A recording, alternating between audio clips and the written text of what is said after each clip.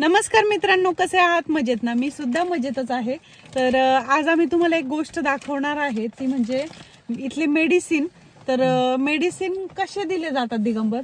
तर मित्रांनो, चांगला खोकला होता मध्ये आणि त्याला कफ सारखा होत चेस्ट इन्फेक्शन होतं.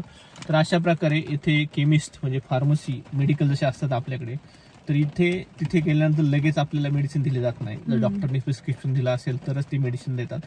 तर याच्यामध्ये ते अशा प्रकारे पॅक करून देतात. तर अशा प्रकारे त्याला लेबल असतं.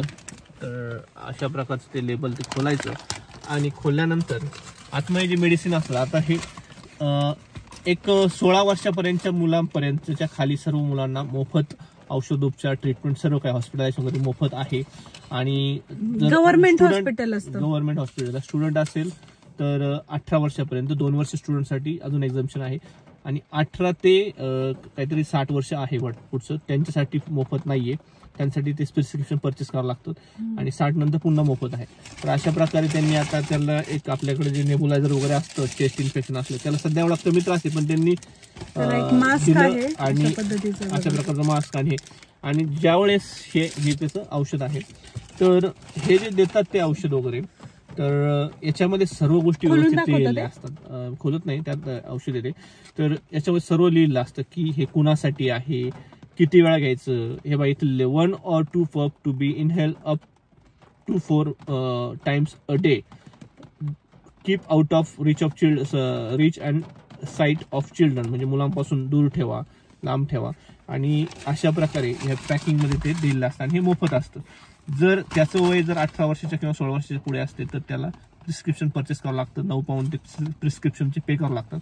प्रिस्क्रिप्शन परचेस केलं मग ते मेडिसिन, मग त्यातले 30-40 पाऊंडचे पण असू शकतात. पण प्रिस्क्रिप्शनची जी कॉस्ट असते, म्हणजे जो कागद डॉक्टरने दिला आहे, आपल्याकडे डॉक्टर लिहून देतात मेडिसिन्स, तसं जो कागद असतो तो ऑनलाईन येतो, त्याची किंमत ही 9, 9.5, 10 पाऊंड आहे. आता मला माहित नाही, अशा प्रकारे पे करावं लागतं. जर माझ्यासाठी असेल तर मला ते पे करावं लागतं प्रिस्क्रिप्शनसाठी, मग ते मेडिसिन मला मिळतात. ते प्रिस्क्रिप्शन 9 पाऊंडचं असतं. मग त्याच्यावर ते मला 100 पाऊंडची जरी मेडिसिन असेल तरी मला 9 पाऊंड पे करावं लागतं. फक्त प्रिस्क्रिप्शन कॉस्ट पे करावं लागते. हॉस्पिटलायझेशन सर्वांना त्यानंतर मोफत आहे.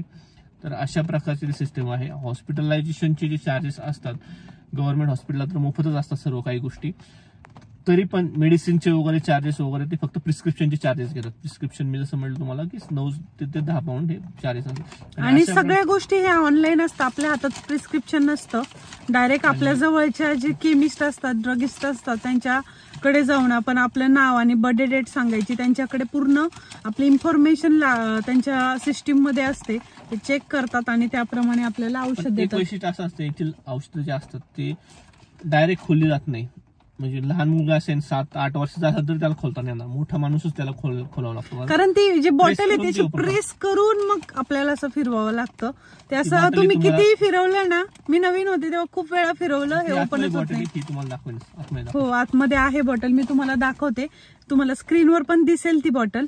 आणि तुम्ही म्हणाल की आपल्याला जर सर्दी, नॉर्मल सर्दी असेल, ताप असेल, तर आपल्याला अशी छोटी मोठी जी विक्स, वेपरोप असेल, ह्या गोष्टी घेण्यासाठी पण डॉक्टरकडे जावं लागतं का, असा प्रश्न तुम्हाला पडलाच असेल. मागे मी व्हिडिओ टाकला होता, त्यात एकाने विचारलं होतं विक्स वगैरे त्याच्यासाठी पण प्रिस्क्रिप्शन घ्यावं लागतं का.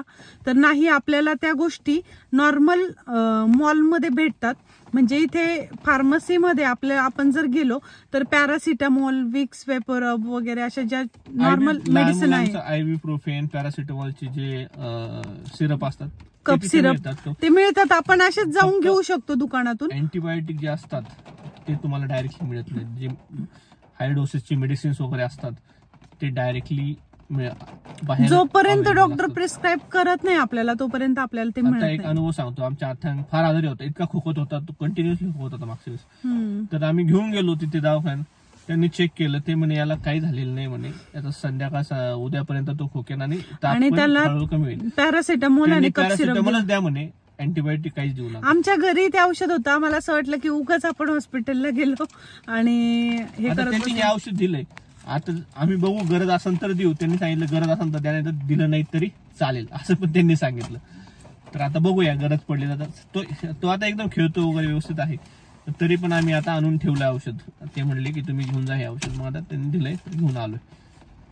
तर मित्रांनो, हा संपूर्ण व्हिडिओ खरंच इन्फॉर्मेटिव्ह वाटला का? कमेंट बॉक्समध्ये नक्की सांगा. आणि तुम्हाला असेच नवनवीन इंटरेस्टिंग इंग्लंडचे व्हिडिओ बघायचे असेल तर नक्कीच आपल्या चॅनलला सबस्क्राईब करा. पेजवरून बघत असाल तर फॉलो करा. तर मित्रांनो, चला भेटूया पुढील कुठल्या नवीन व्हिडिओमध्ये. तोपर्यंत बाय.